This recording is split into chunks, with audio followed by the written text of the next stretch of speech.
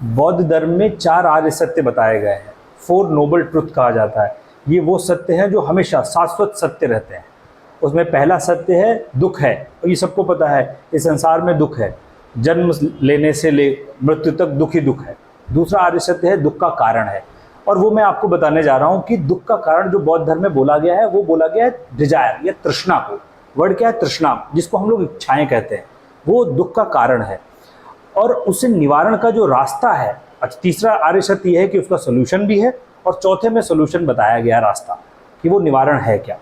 बौद्ध धर्म में एक बड़ी अच्छी कहानी सुनाई जाती है कि आप कैसे इन दुखों से हट सकते हो, और वो कहानी क्या है? एक बंदर के माध्यम से, मंकी के माध्यम से सुनाई जाती है। एक बंदर होता है, उसको केले खाने का बड़ा शौक होता है, और वो किसान के खेत से केले खाता रहता है। किसान दुखी होता है, तो किसान एक षड्यंत्र रचता है कि कैसे इस बंदर को सबक सिखाया जाए। तो वो एक घड़े में, मटके में केले रख देता है। बंदर आता है और वो मटके में हाथ डालता है, और जैसे हाथ डालता है देखो मुट्ठी पकड़ेगा, और ये हाथ मुट्ठी चौड़ी होती है और उसका हाथ फंस जाएगा, और किसान डंडा लेके आ जाएगा और वो डंडे से पीटना शुरू करेगा बंदर को।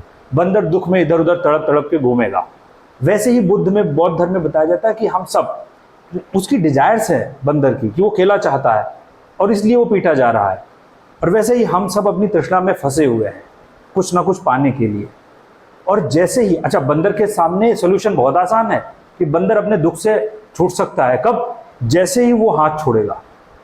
जैसे ही उसने हाथ छोड़ा उसका हाथ निकल जाएगा, लेकिन उसके लिए उसको केला छोड़ना पड़ेगा। और जिस मोमेंट उसको रियलाइजेशन होता है कि ये चीज़ हम छोड़ के बच सकते हैं, उसी टाइम जो बुद्धू होता है, मंकी मतलब बुद्धू, वो बुद्ध बन जाता है। या इंग्लिश में लाइन बोली जाती है कि मंकी बिकम्स मॉन्क। जो मंकी था, जो बंदर था, वो बुद्ध बन गया।